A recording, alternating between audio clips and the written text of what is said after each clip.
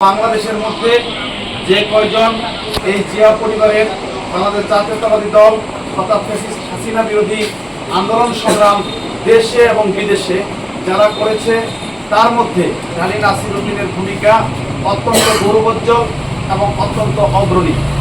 তাদের প্রচেষ্টার ফসলের কারণে আজকে বাংলাদেশে একটি প্রেক্ষাপট তৈরি হয়েছে। 5ই আগস্ট ফেসিবাদ পতনের একটা পরবর্তী প্রেক্ষাপট তৈরি হয়েছে ঢালী নাসির উদ্দিনদের কারণে।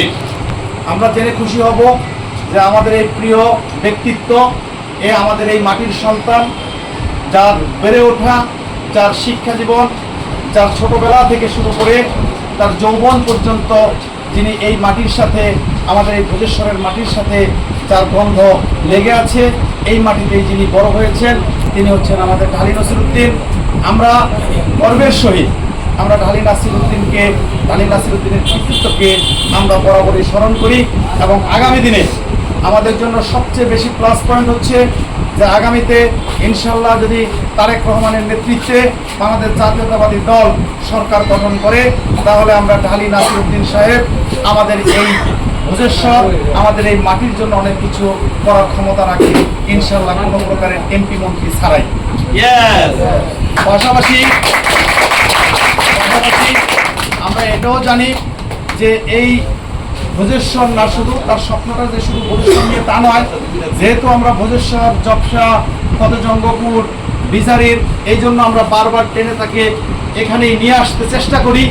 স্বাভাবিক, যার বাপে হাতে যায় সেই কলা খায়, এরকম একটা প্রবাদ আছে। বা বাস্তবতার অর্থে তার চিন্তা চেতনা হচ্ছে সে সমগ্র শরীয়তপুর জেলায়, সমস্ত শরীয়তপুর জেলায় জাতীয়তাবাদের যে দ্যুতি, জাতীয়তাবাদের যে উন্নয়নের রাজনীতি, সেই উন্নয়নের রাজনীতিকে সে ছড়িয়ে দিতে চায়। এটা হচ্ছে তার মিশন, এটা হচ্ছে তার ভিশন। পাশাপাশি সে সারা বাংলাদেশেই জাতীয়তাবাদী রাজনীতিকে প্রতিষ্ঠিত করার জন্য তার জীবন যৌবন বিগত দিনেও দিয়ে এসেছে, আগামীতেও সে ভূমিকা রাখবে, এটা আমরা জানি। তারপরেও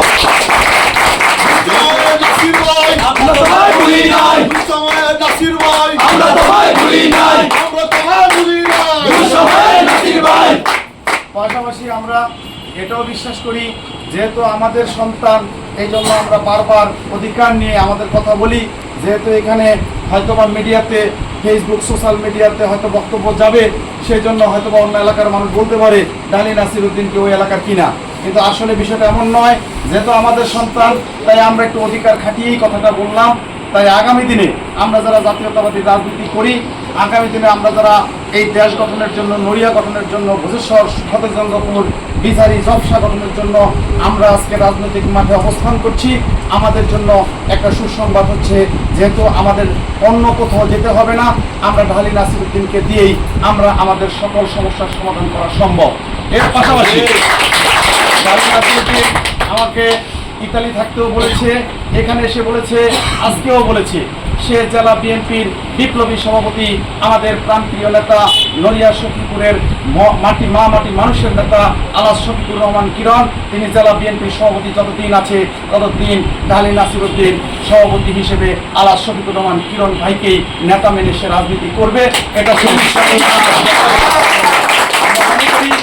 ঢালী নাসির উদ্দিন এবং আলাস শফিকুর রহমান কিরণ ভাইয়ের প্রচেষ্টায় এই নড়িয়ার মাটি আগামীতে এমন একটি উন্নয়নের মাইলফলক তৈরি হবে, যা ইতিহাসের স্বর্ণাক্ষরে লিখিত থাকবে। আমরা সেটা বিশ্বাস করি, কেননা আমাদের মাঝে আমাদের প্রাণপ্রিয় নেতা আলাস শফিকুর রহমান কিরণ যেমনিভাবে দিন রাত পরিশ্রম করে তিনি এই নড়িয়াকে তথা সখীপুরকে তথা শরীয়তপুর দুইকে সুসংগঠিত করার জন্য, উন্নয়নের জন্য প্রচেষ্টা চালিয়ে যাচ্ছেন, ঠিক তেমনি ঢালী নাসির উদ্দিনও তার মন মানসিকতা সবসময় মানব সেবায় নিমজ্জিত থাকে, সবসময় দেশের উন্নয়নের কথা সে চিন্তা করে। এবং যেহেতু সে জিয়া পরিবারের সাথে জড়িত, তার কোনো কিছু আনার জন্য কোথাও যেতে হবে না। সে জিয়া পরিবারের কাছে গেলে, তারেক রহমানের কাছে বললে অনেক কিছু করা সম্ভব। আর আমাদের এই অঞ্চলে এমন কি রয়েছে যেটা নাসির উদ্দিনের পক্ষে সম্ভব না, এখানে সমস্ত কিছুই সম্ভব। আমাদের একটি কলেজ আছে, সেই কলেজ থেকে আমরা সেটাকে বিশ্ববিদ্যালয়ে রূপান্তরিত করতে পারবো আগামী দিনে। আমাদের যে রাস্তাঘাটগুলো এখনো অসম্পূর্ণ রয়েছে, সেটাও সম্পূর্ণ করা সম্ভব।